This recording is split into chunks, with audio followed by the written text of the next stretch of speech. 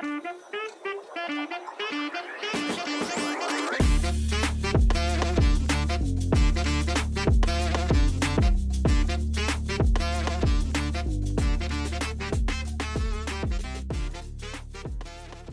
hallo en baie welkom by hierdie week se Klankbank. Klankbank waar ons saam gesprek het wat uiteindelik toerusting gee en 'n bietjie beter verstaan oor verskillende onderwerpe in die kerk, die kerklike lewe en in die Bybel. So vandag op Klankbank gesels ek 'n bietjie saam met Tannie Rina Opperman. Tannie Rina is natuurlik nou nie my tannie spesifiek in my familie nie, maar sy is 'n dierbare persoon wat ek leer ken het terwyl ek en my vrou woonbaar en diensbaar was in Namibië, in die groter Namibië omgewing. En Tannie Rina Opperman is 'n orrelis en sy is 'n klomp ander dinge ook, maar sy is 'n orrelis. En omdat sy 'n orrelis is, gaan ons vandag 'n bietjie saam met haar gesels oor die liturgie, oor die musiek in die erediens en wat dit alles behels. So ons, voordat ons enigstens wegtrek, ek dink dit is net regverdig dat Tannie Rina aan die woord is en dat sy 'n bietjie meer van haarself vertel. So Tannie Rina, baie welkom vandag. Dag sê Erasmus en almal wat luister en baie dankie vir die geleentheid dat jy my nou so uitsonder oor hierdie, maar ons hoop dit sal 'n suksesvolle storie wees. So sal Tannie asseblief vir ons 'n bietjie vertel oor wie is Tannie se man, hoe het julle ontmoet en van waar af kom julle en dan ook natuurlik baie belangrik, Tannie se agtergrond in musiek, die musiekkennis wat Tannie het. En het Tannie geleer orgel speel van 'n jong ouderdom af of hoe het dit gewerk? Vertel ons 'n bietjie. Ja, weet jy, ek en my man het mekaar ontmoet op universiteit, die Potchefstroomse Universiteit waar hy teologie studeer het. Ek het BMus studeer, so ons twee daar by mekaar uitgekom wat almal reken 'n goeie kombinasie is omdat 'n mens so sukkel om begeleiers te kry in 'n gemeente en omdat sang so 'n ongelooflike belangrike deel van die liturgie uitmaak. Ek het op 7 jaar ouderdom begin klavier neem en toe ons nou trek Potchefstroom toe, het ek musiek as vak geneem by gimnasium en BMus gaan studeer en daar eers begin in my eerste jaar met orgel opleiding begin, so ek het nie 'n vreeslike lang orgelloopbaan nie, maar dit het vir my gegaan oor die begeleiding, so dit was vir my baie lekker om dit te doen. Ons is in Namibië nou al amper lewenslank. Ons is nou al 7 jaar lank afgetree en bly hier in 'n pragtige aftreedorpie in Swakopmund.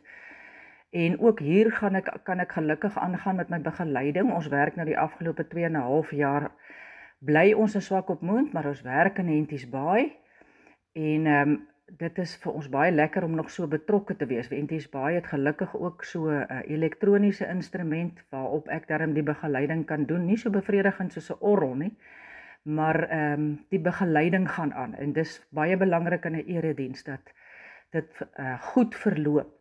Ons was ons lewe lank, ons beroepslewe lank was ons in Namibië, net so 2 jaar uit in Rustenburg Wes en toe weer terug. My man is 'n gebore Namibiër. Ek is 'n Suid-Afrikaner, maar nou is ek ook al 'n Namibiër. So ons werk nog steeds en ons probeer nog steeds 'n bydrae maak hier in Namibië. Tannie Rina, baie dankie. Lekker om mense beter te leer ken, mense wat in die kerk saam met mense is. Alhoewel mense nou natuurlik verskillende dorpe is dit steeds lekker om en dis bevredigend om so te hoor van ander gelowiges en wat hulle ook doen in hulle gemeentes. So, Tannie het nou gesê dat Tannie is 'n Suid-Afrikaner wat nou getroud is met Dominee Opperman en julle is nou al julle lewe lank hier so in Namibië.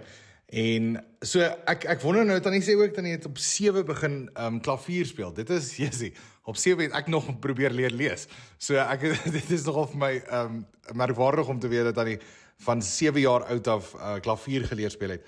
Dis natuurlik een van die dinge wat ek nog altyd wou speel, maar dit daar gelaat.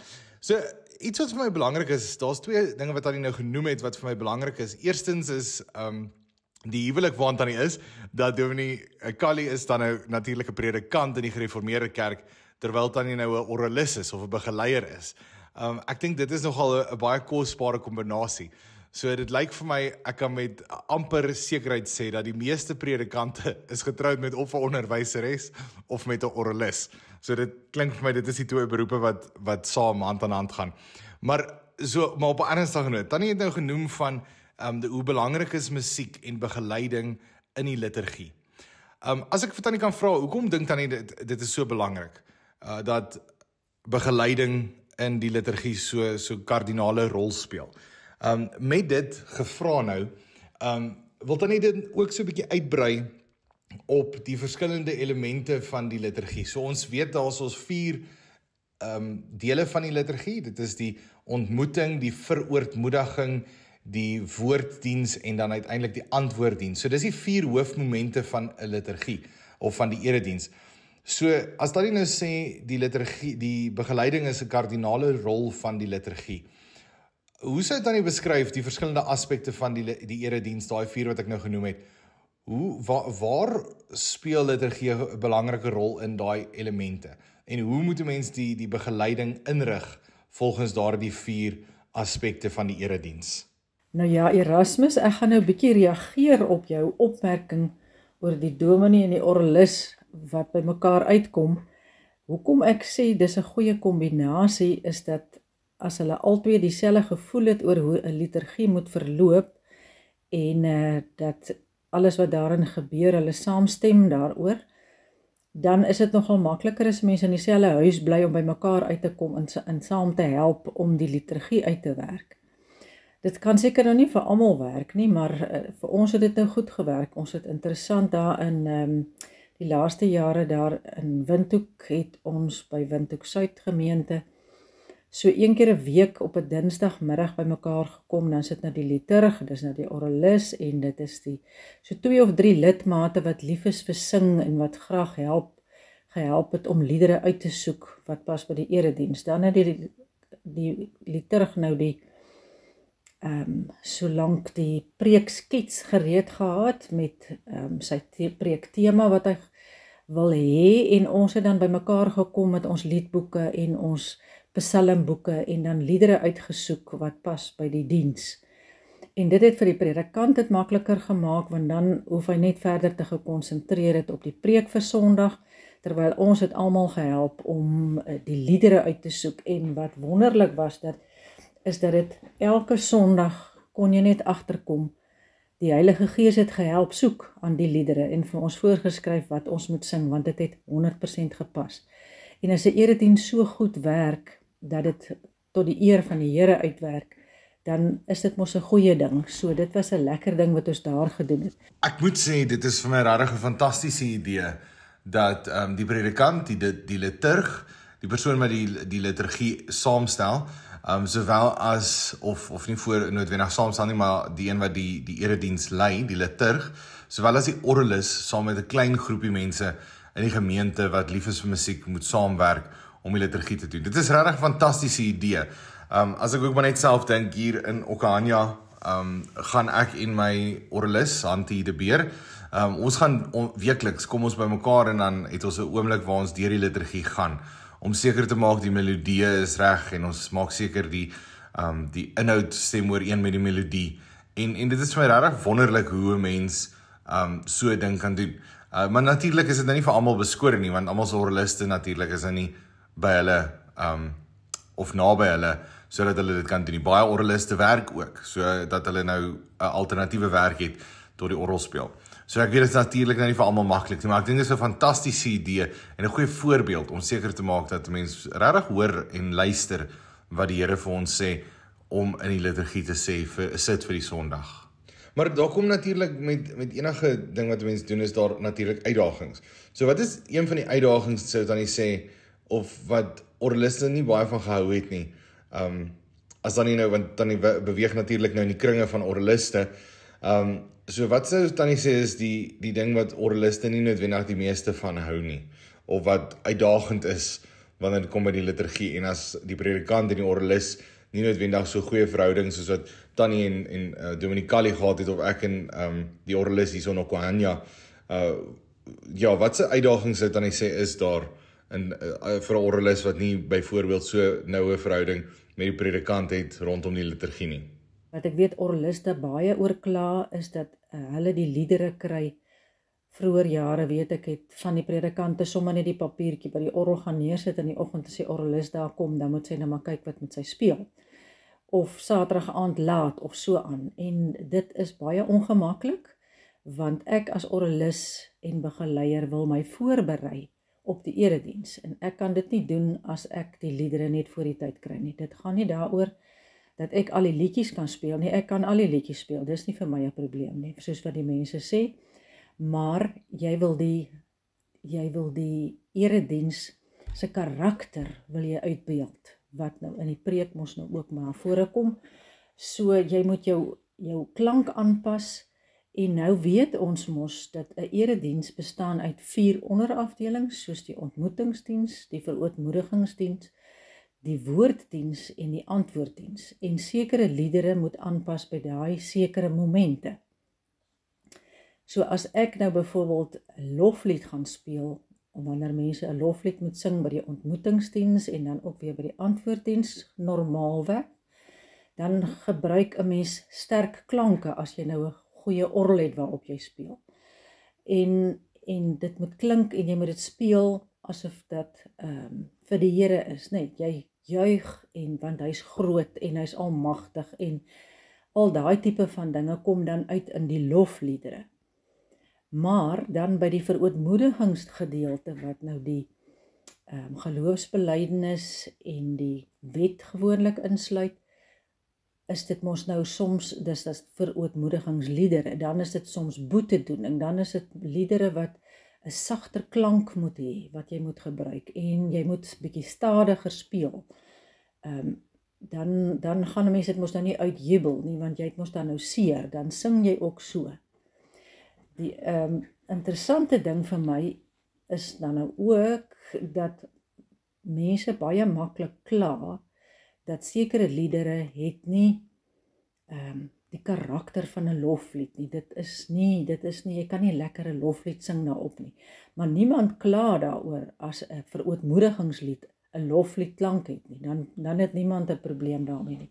Maar dit nou daar gelaat. Kom ons gaan nou oor die liturgie en dat waarom jy moet oefen voor die tyd en waarom 'n mens moet voorberei op die erediens. Vir my is dit my voorbereiding op die erediens.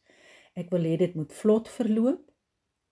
Ek wil hê dit moet 'n eenheid vorm. Ek wil hê dit moet die lof van die Here uitbring. Dit moet voel asof die Here die hele tyd teenwoordig is. Dit moet 'n eenheid vorm van die seën uitgespreek is in die begin tot die seën aan die einde. Moet jy voel of die Here teenwoordig is in daardie erediens. En dit is my voorbereiding dan op die erediens. Ek dink een van die dinge wat regtig belangrik is, wat Tannie nou ook uitlig, is dat daar 'n eenheid moet wees. Ons sê in elk geval dat die liturgie is 'n gesprek tussen die gemeente en teenoor God, en God met die gemeente. So, en ek dink dit is nodig, daai eenheid waarvan Tannie praat is natuurlik baie waar. En ek dink dit sluit ook aan by die voorbereiding wat daar gedoen moet word, want natuurlik die predikant, die liturg, doen die voorbereiding vir die preek. Die preek word oordink, daar word gebid daaroor, die teks word gekies, en ek dink dieselfde vind plaas met die voorbereiding by orrelis, waar orrelis ook wil voorberei en seker maak, okay, dit is die toon, dit is die melodie, dit is die so, dit is dit. En ek dink daai eenheid is baie, baie belangrik, juis omdat dit eenvormige gesprek is, wat die gemeente met God behoort te hê. En ek dink dit is ook waar dit inkom, dat 'n gesprek, soos wat ons nou 'n gesprek het, dit is nie 'n ding wat nie vloei nie. Daar moet vloei wees, en daar moet logika wees, en dieselfde met die liturgie, dink ek is baie belangrik. Maar nou wil ek vir Tannie vra, watse manier, of watse ander ondersteuning of verhouding behoort daar te wees tussen die begeleier van die orgel, die orrelis, en die liturg, die predikant wat dan nou die preek sou lewer? Wat ons nog graag wil hê by 'n erediens, is dat die orrelis die predikant ondersteun, en ook die predikant dan die orrelis ondersteun. So as hy nou op sy eie sit en werk, en sy speel nou maar net Sondag, dan is asof daar nie 'n koneksie is nie. En 'n mens wil regtig 'n koneksie hê, want jy as orrelis wil dit vir die predikant moontlik maak om die erediens werklik 'n erediens te maak. Ek dink daai is 'n baie belangrike ding wat Tannie daar sê, dat hulle mekaar ondersteun en daadwerklik die erediens 'n erediens maak. So, want soos ons nou al herhaaldelik gesê, dit is 'n gesprek tussen God en sy volk.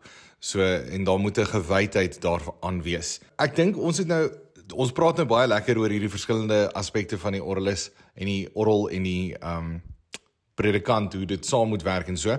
Maar nou wil ek 'n bietjie ons gesprek in 'n rigting stuur wat dalk 'n bietjie kontroversieel kan wees.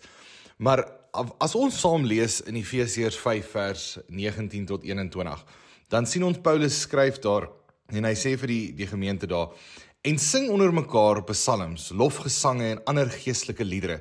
Sing met julle hele hart tot eer van die Here." So die belangrike deel in hierdie verse wat ek nou wil graag hê ons het oor gesels, is daai eerste deel van vers 19. En sing onder mekaar psalms, lofgesange en ander geestelike liedere. In die geskiedenis van die gereformeerde kerke destyds, nou praat ek nou van baie lank terug, voordat ek of Daniel hierso was, het ons gesien daarso was 'n bietjie ongelukkigheid, wel nou nie 'n bietjie nie, daar was nogal redelik ongelukkigheid omdat daar liedere onder die destydse synode in die Kaap net ingebring is, sonder dat mense dit nagevors het en sonder dat daar gekyk is of dit daadwerklik skrifgetrou is en skrifgefondeerd is.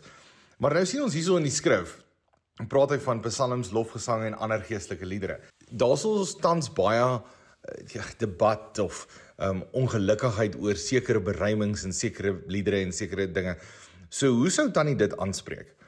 Natuurlik die psalms is nou baie eenvoudige kwessie, want die psalms is mooi en duidelik in die skrif vir ons aangedui.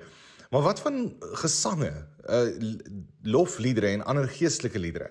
Met dit vra ek nou nie, is dit okay dat ons nou een of ander groot Amerikaanse of internasionale popgroep se musiek vat om te sing in die kerkie? Dis glad nie wat ek bedoel nie. Maar hoe sou Tannie sê byvoorbeeld die liedboek? As ons kyk net na die liedboek het 'n groot skat van liedere en die psalmboek en natuurlik die hallelujas waarmee baie van ons groot geword het, en baie van die ouer generasies het ook baie daarvan gesing. Hoe is Tannie se gevoel oor dit, die gebruik van gesange en uit die liedboek uitwerk en ook natuurlik die hallelujas?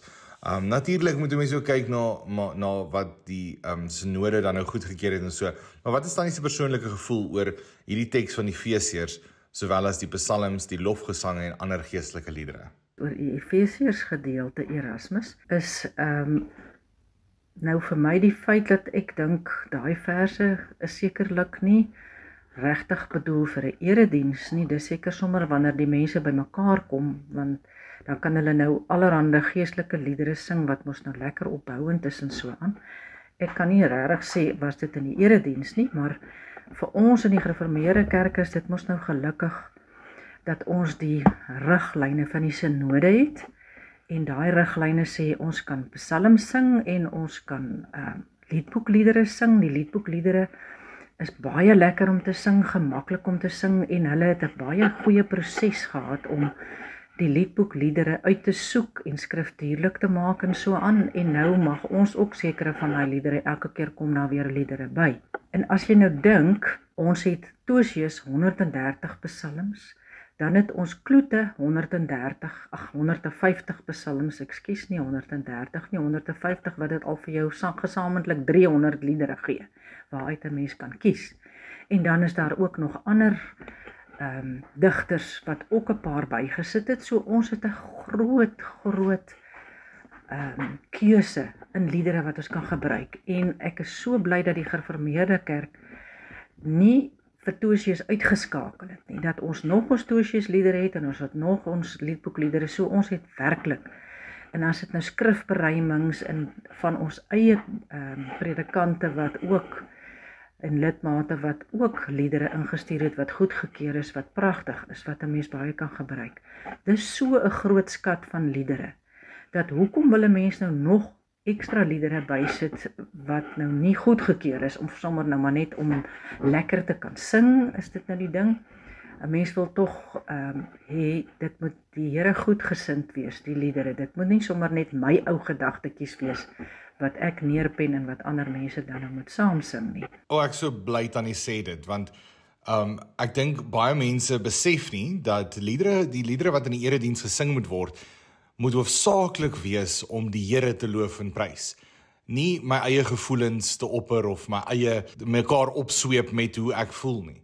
En ek dink dit is wat ons ook sien in baie charismatiese kerke, sowel as in baie plekke waar sulke aanbiddingsaande gehou word, waar daar 'n opsweepery is met betrekking tot gevoel en emosies. Veel eerder as wat die fokus op die Here val, want dit is tog waaroor dit gaan. In so 'n erediens moet ons die Here aanbid en tot hom lofliedere en psalms gesange sing. Nie ons eie gevoelens of emosies nie. Natuurlik, daarso is die boete psalms, soos wat aan die vroeër ook van gepraat het, wat 'n mens dan nou 'n gevoel van hartseer of 'n gevoel van nederigheid en verootmoediging voor die Here dit dan ook sal sing. Maar dit is weer eens nie 'n opsweepery nie. Dit is daadwerklik 'n lof tot die Here, 'n belydenis tot die Here en 'n boetedoening tot die Here. Maar kom ons gaan verder. Tannie wil sê. So en in 'n erediens kan jy ook net soveel liedere sing en jy het ook net soveel eredienste in 'n jaar. So ek dink ons keuse is baie groot en baie wyd en daar is genoeg om van te kies om sinvol in 'n erediens te kan gebruik. Dit is my standpunt daar, so ek is baie bly. Ek hoef nie nog ander liedere ook te beoordeel en doen nie. Hierdie is al vir my genoeg. Want hoeveel sing 'n mens in 'n erediens? Seker maksimum. Soms kan jy seker as jy 2 lofliedere sing in die begin, 2 lofliedere of meer aan die einde om jou lof regtig tentoon te stel. En wanneer 'n mens dan boeteliedere sing, daar is ook genoeg om van te kies. En dit is vir my interessant dat mense nie graag boete doen nie, nê. Hulle sing nie graag morbide liedere soos wat hulle noem nie. Maar dis ook deel van die erediens, so mens moet daarby ook aanpas. En moenie dit uitskakel nie. En dan moet jy ook wanneer jy liedere kies en jy dink dit is nou nie, die melodie is nou nie so goed nie, want die melodie is nie altyd lekker singbaar nie, want jy moet onthou Calvin se musiek is in die Franse Hugenote se tyd geskryf. So dis Franse musiek wat totaal verskil van ons musiek. Maar dan het ons ook Geneefse melodieë, soos ons dit noem, wat pragtige melodieë het, wat mense uit volle bors sing. Psalm 84, Psalm 46, Psalm 25, Psalm 42. Dit is liedere wat lekker is en wat pragtig is en wat mooi is, wat 'n mens graag sing. Dan hoef jy nou ook nie die ander liedere wat nie so lekker sing nie, kan jy dan soek in jou liedboek, want jy het die magtiging in aanhalingstekens om dit te doen. Dan hoef jy nou nie vas te haak by 'n melodie wat nou nie so lekker sing soos al die ander nie. So mense is regtig nie gebind nie, hoor. Daar's regtig waar genoeg musiek wat jy kan gebruik. En volgens synodebesluite mag ons dit gebruik. So ek hou my daarby en ek berus my daarby, want ek is nie 'n ou wat allerhande ander musieke graag sommer buite die erediens wil inbring in die erediens in nie. Tannie Rina, sê nou vir my regtig baie waardevolle dinge wat ek dink. Eerstens, as ek as 'n predikant kan dit gebruik ook wanneer ek liedere kies of melodieë kies. Want soos dit aan die reg sê, daar's regtig baie goeders wat pragtig is, maar dan kry jy mens ook iets wat baie moeilik singbaar is. Ek het dit natuurlik gesien ook in ons eie gemeente hoe sekere dinge baie moeilik gesing word. Want ek dink ook mense ken nie noodwendig al die verskillende melodieë nie. Maar dit daar gelaat. Dit is vir my so mooi om te sien dat 'n mens voor die tyd het ek nou gedink aan 'n paar goeders wat ek nou wil vra, want dis nie aldag wat 'n mens nou die geleentheid kry om met 'n orgelis te praat oor hierdie dinge nie. En dit is vir my so mooi hoe die Gees ook dit bewerk dat dan nie die goeders vra of antwoord voordat ek dit vra. Soos die melodie. Dit is vir my regtig wonderlik. So nou iets wat ek wel vir Tannie wil vra is, ons het nou gepraat oor verskillende melodieë en so. Maar daar's 'n tendens waar mense nou meer wegbeweeg van die tradisionele orgelbegeleiding of klavierbegeleiding. Dan gaan dit nou in die rigting van orkes of soos wat die Engels sal sê, 'n band voor in die kerk. So wat is dan die gevoel daar rondom? Ek moet sê dat ek is van die opinie dat 'n kerkorgel is regtig, of selfs 'n traporgel, klavier ook, as mense dit nou tot daar wil strek, is regtig waar pragtig en dit dra by tot die gevoel, die emosie en die groter gevoel van 'n erediens. En ek dink dit is hoekom 'n mens daarby moet bly. Maar met dit gesê, sê ek natuurlik nou nie dat 'n mens nie ander musiekinstrumente kan betrek nie. Maar wat is Tannie se persoonlike gevoel? Hoekom dink Tannie beweeg jong mense veral weg van orgelbegeleiding of klavierbegeleiding in die rigting van ons sit 'n gitaar by of 'n drommestel by? Dink Tannie dit is tog gepas om dit te doen saam met 'n psalm of 'n skrifbereiming of nie regtig nie? Wat is Tannie se persoonlike opinie as 'n orgelis?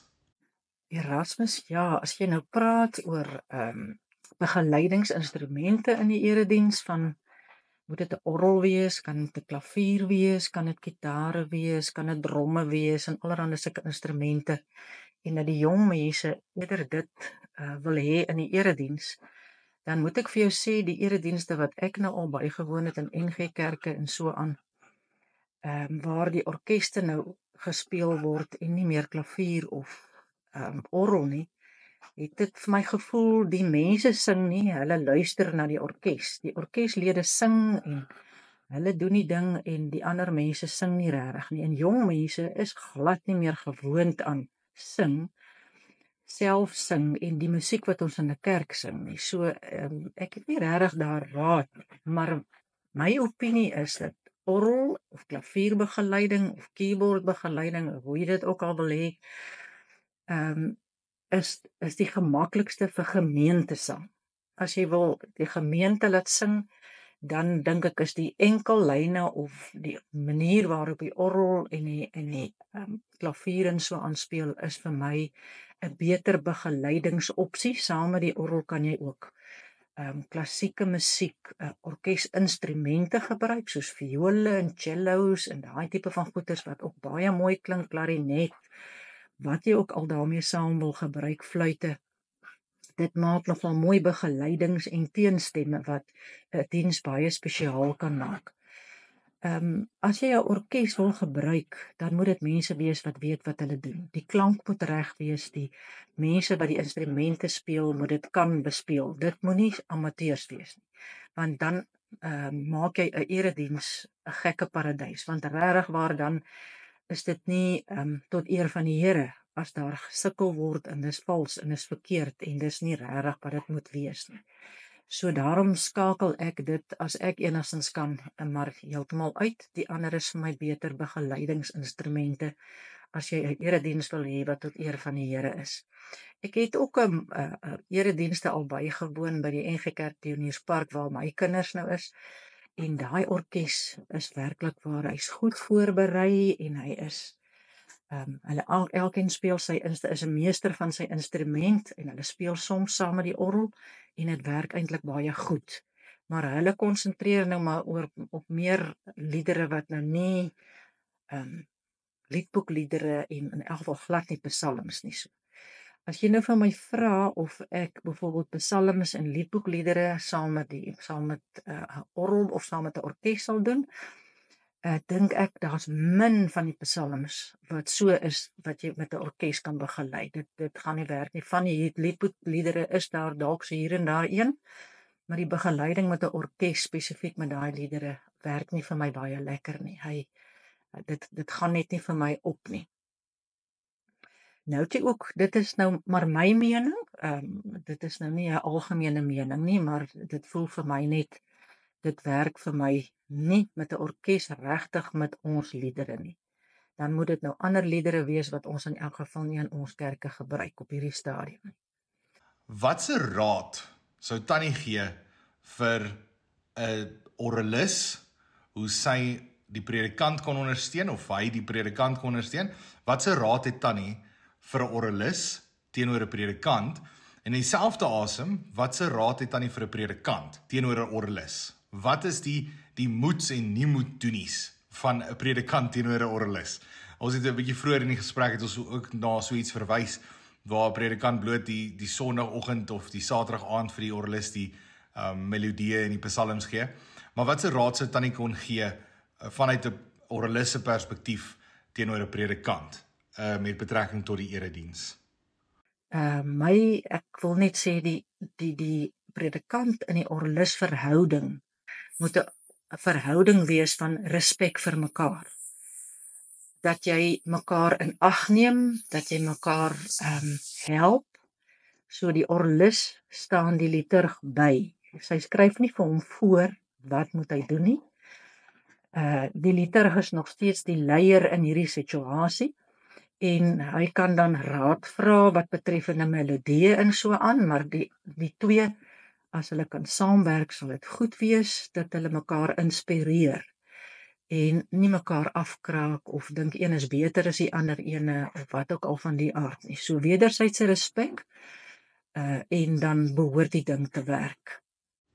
Tannie Rina, ons praat regtig lekker. Dit is vir my regtig lekker om saam met Tannie te gesels oor hierdie. Die liturgie is iets wat vir my regtig na in die hart is en dit is iets wat ek graag deel en oor praat.